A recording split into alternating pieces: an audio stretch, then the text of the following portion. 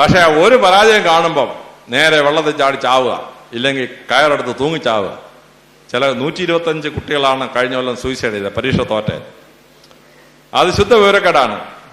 എല്ലാവർക്കും ഭൂമി ജയിക്കാൻ പറ്റിയല്ല, ഇടക്കിടയ്ക്ക് തോറ്റിട്ടാണ് നമ്മൾ വിജയത്തിലേക്ക് എത്തുക. അബ്ദുൽ കലാമിന്റെ ജീവിതത്തിൽ 2-3 സംഭവങ്ങൾ നിങ്ങൾ അറിഞ്ഞിരിക്കണം. അബ്ദുൽ കലാം ചെറുപ്പത്തിൽ 5ാം ക്ലാസ്സിൽ പഠിക്കുന്നു.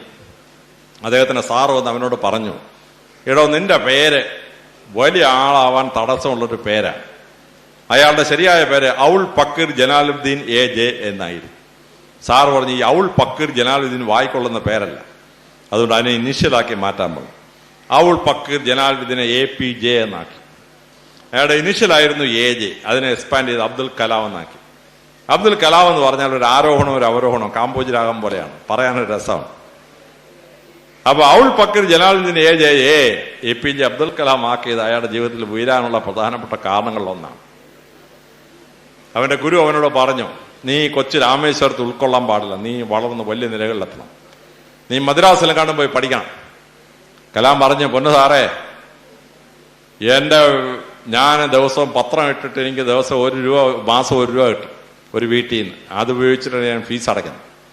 എന്റെ വീട്ടിൽ വരുമാനത്തിനാകെ ഒരു കടത്ത് വഞ്ചി മാത്രമേ ഉള്ളൂ. ആ കടത്ത് വഞ്ചി ഓടിച്ചിട്ടാണ് ഞങ്ങളുടെ വീട്ടിൽ പട്ടിണിയില്ലാതെ ഞങ്ങൾ കഴിയുന്നത്. അതുകൊണ്ട് എനിക്ക് മദ്രാസിലൊന്നും പോയി പഠിക്കാൻ പറ്റിയല്ല. പക്ഷേ അവരുടെ വള്ളം, അവരുടെ ബോട്ട് കടലിൽ മുങ്ങിപ്പോയി. അപ്പൊ പിന്നെ ഇവനെ നിർത്തിയിട്ട് കാര്യമില്ല. അങ്ങനെ ഒരു പൈസ കടമെടുത്ത് അവനെ MIT-യിൽ വിട്ട് പഠിപ്പിച്ചു. അതുകൊണ്ടാണ് നാം കാണുന്ന അബ്ദുൽ കലാം ഉണ്ടായത്. ആ ബോട്ട് മുങ്ങിയില്ലായിരുന്നെങ്കിൽ അബ്ദുൽ കലാം ഇപ്പോഴും രാമേശ്വരത്ത് കടന്നേനെയായിരുന്നു. അദ്ദേഹം റോക്കറ്റ് ഗവേഷണ കേന്ദ്രത്തിൽ വന്നു. സതീഷ് ധവാൻ ആയിരുന്നു ഡയറക്ടർ. സതീഷ് ധവാൻ അബ്ദുൽ കലാമിന്റെ ടീമിനോട് പറഞ്ഞു റോക്കറ്റ് അയക്കാൻ പറഞ്ഞു. അങ്ങനെ റോക്കറ്റ് ഉണ്ടാക്കി, റോക്കറ്റ് വിക്ഷേപിച്ചു. റോക്കറ്റ് നേരെ അറബിക്കടലിൽ പോയി വീണു. അബ്ദുൽ കലാം ഭഗ്നാശയനായി. അദ്ദേഹം രാജിക്കത്ത് എഴുതി, ഞാനിതാ ഈ ജോലി രാജിവെച്ചിരിക്കുന്നു. സതീഷ് ധവാന്റെ അടുത്തുകൊണ്ട് കൊടുത്തു. സതീഷ് ധവാൻ പറഞ്ഞു, കലാമെ, നമ്മൾ എത്രയോ റോക്കറ്റ് കടലിൽ കളഞ്ഞിരിക്കുന്നു, ഇനി എത്രയാണ് നമ്മൾ കടലിൽ കളയാൻ പോകുന്നു, ഇതിന് നീ എന്തിനാണ് രാജിവെക്കുന്നത്? അദ്ദേഹം രാജിക്കത്ത് കീറി വേസ്റ്റ് ബാസ്കറ്റിൽ അടുത്ത റോക്കറ്റ് അയക്കാൻ പറഞ്ഞു. അടുത്ത റോക്കറ്റ് നേരെ ശൂന്യാകാശത്തിൽ പോയി.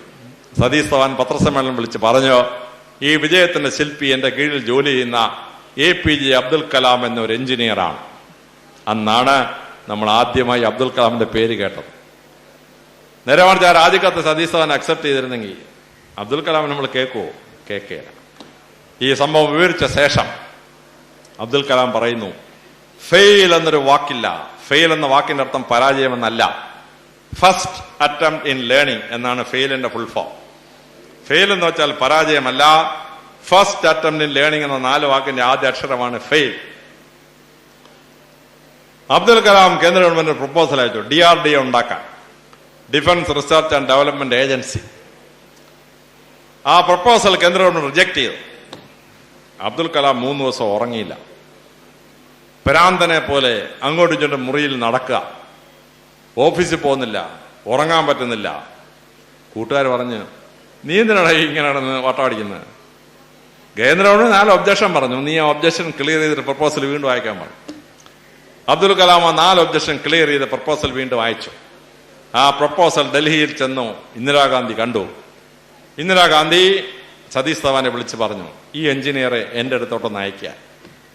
സതീഷ് ധവാൻ കലാമിനെ വിളിച്ച് പറഞ്ഞു, നിന്നെ കാണാൻ പ്രധാനമന്ത്രി ആഗ്രഹിക്കുന്നു, പോയി ഇന്ദിരാഗാന്ധിയെ കാണാൻ പറഞ്ഞു. സതീഷ് ധവാനോട് കലാം പറഞ്ഞു, സാറേ, എനിക്ക് കോട്ടില്ല, എനിക്ക് 5 പീസ് സൂട്ടില്ല, എനിക്കൊരു ഷൂസ് ഇല്ല സാറേ, ഞാൻ പൊട്ടിപ്പൊളഞ്ഞ ചപ്പൽ ഉപയോഗിച്ചാണ് നടക്കുന്നത്, ഇതും കൊണ്ട് എങ്ങനെ ഞാൻ പ്രധാനമന്ത്രിയെ കാണും? സതീഷ് ധവാൻ കലാമിനോട് പറഞ്ഞു, you are sufficiently dressed with your success. നിന്റെ വിജയം നിനക്ക് ആവശ്യത്തിന് വേഷം തന്നിട്ടുണ്ട്, നീ പെട്ടെന്ന് പോയി കാണാൻ പോകും. കലാം അവിടെ ചെന്നു. ഇന്ദിരാഗാന്ധി എഴുന്നേറ്റ് ഷേക്ക് ഹാൻഡ് കൊടുത്തിട്ട് പറഞ്ഞു, you are appointed as the first director of DRDA. കലാമിന്റെ ഉയർച്ചയുടെ പടവുകൾ അവിടെയാണ് വരുന്നത്. കലാം പറയുന്നു, എൻഡ് എന്നൊരു വാക്കില്ല, അവസാനം എന്നൊരു വാക്കില്ല, ഒന്നിനും അവസാനമില്ല. END എന്ന് പറഞ്ഞാൽ എഫർട്ട് നെവർ ഡൈസ് എന്ന 3 വാക്കിന്റെ ആദ്യ അക്ഷരമാണ് എൻഡ്. Nothing is ending. നിങ്ങൾ ശ്രമിച്ചുകൊണ്ടിരുന്ന വിജയം നിങ്ങളുടെ അടുത്ത് എത്തിയിരിക്കും. കലാം പറയുന്നു, നോ എന്നൊരു വാക്കില്ല, നെക്സ്റ്റ് ഓപ്പർച്യൂണിറ്റി എന്നാണ് നോയുടെ ഫുൾ ഫോം. കലാം തരുന്ന 24 ഫുൾ ഫോം ഉണ്ട്. മൂന്നെണ്ണം ഞാൻ ഈ വിഷയവുമായി ബന്ധപ്പെട്ട് നിങ്ങളെ ഓർമ്മിപ്പിച്ചാണ്. പരാജയം വരുമ്പോൾ ഭക്താശരാവരുത്. എത്ര പരാജയം കഴിഞ്ഞാലും നിങ്ങൾ ശ്രമിച്ചുകൊണ്ടിരുന്നാൽ വിജയം നിങ്ങളുടെ കൈകൾ എത്തിയിരിക്കും, സംശയമൊന്നും വേണം.